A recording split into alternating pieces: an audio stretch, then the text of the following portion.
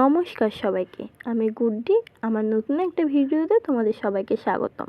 শরীরটা কয়েকদিন ধরে ঠিক লাগতেছে না, তাই চলে গেছিলাম দিদি বাড়ি লইয়া গেছিল আমারে দিদি। এত গরম পড়ছে না যে বাড়িতে আর টিকতে পারতেছিলাম না, আর তার মধ্যে শরীরটা হয়ে গেল খারাপ। হাসপাতালে নিয়ে গেছিল, ডাক্তারে অক্সিজেন দিচ্ছে, ইনজেকশন দিছে, তারপরে সুস্থ করে বাড়ি লইয়া এসে। দিদি বাড়ি থেকে গেছিলাম আবার ঘোষপাড়ায়। সন্ধে হইলে না মনটা কেমন বাইরের খাবার মনটা চায়। তোমাদের কাদের কাদের এরকম মন হয় গো যে একটু বাইরের খাবার খাই?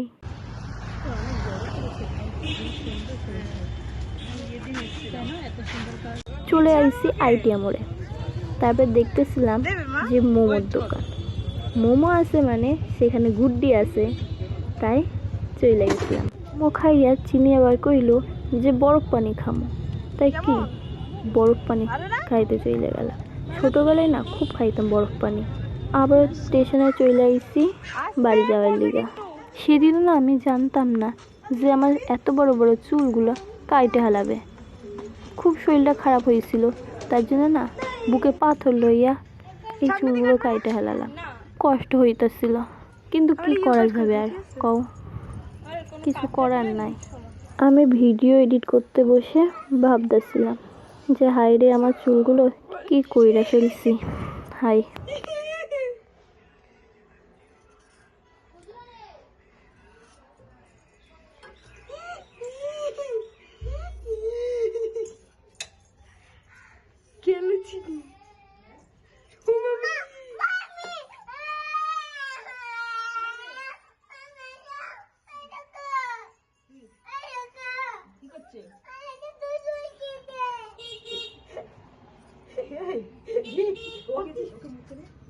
কি হয়েছে? কে কেটে দিচ্ছে? চুল কেটে দিয়েছে, আমার কান্না পায়। কেটে ফেলেছে মা? কে কার চুল কেটে ফেলেছে? দিদিরও কেটে দেবে এবার। হায় রে, না কাটবে না, কাটবে না, এই চুল কাটবে না, থাক থাক।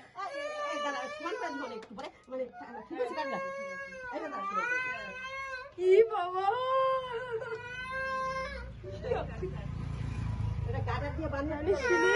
দিদিকেও কেটে দেবে, দিদিকে এইটুক করে দেবে জানিস, চুল কেটে দেবে। তুই কাটবি না? কেটেছি দিদি, ও চুল কেটেছে।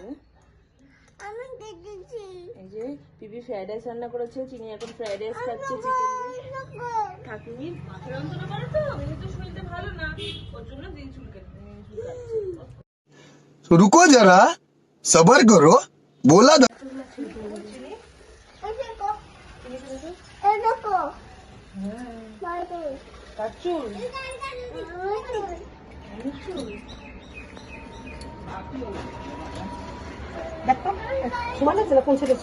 মাসি মাসি ওই যে এই তলার দিকটা একটু ইয়ে আছে।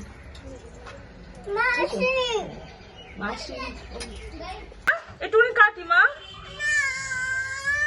কাটবো না, কাটবো না, থাক থাক, কাটবো না, কাটবো না, কাটবো না মা, কাটবো না, কাটবো না, ঠিক আছে কাটবো না।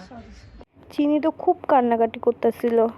তারপরে এসে খাওয়া হয়ে গেছিল, হয়ে যাওয়ার পর আমরা উপরে চলে এসেছিলাম। ভিডিওটা দেখে তোমাদের কেমন লাগলো অবশ্যই কমেন্ট করে কইও, আর ভালো লাগলে অবশ্যই লাইক করো। আর আমার চ্যানেলে যদি নতুন হয়ে থাকো তাহলে অবশ্যই সাবস্ক্রাইব করে লইও, জানো আরও নতুন নতুন ভিডিও তোমরা দেখতে পারো। আর তোমরা কেমন ভিডিও দেখতে চাও আমারে কমেন্ট কইয়া কইও। আজ আমি কথা কইলাম বাঙাল ভাষা, আমরা হইলাম কে বাঙাল, এরকমও কয়েকটা ভিডিও আমি আনবো তোমাদের সামনে।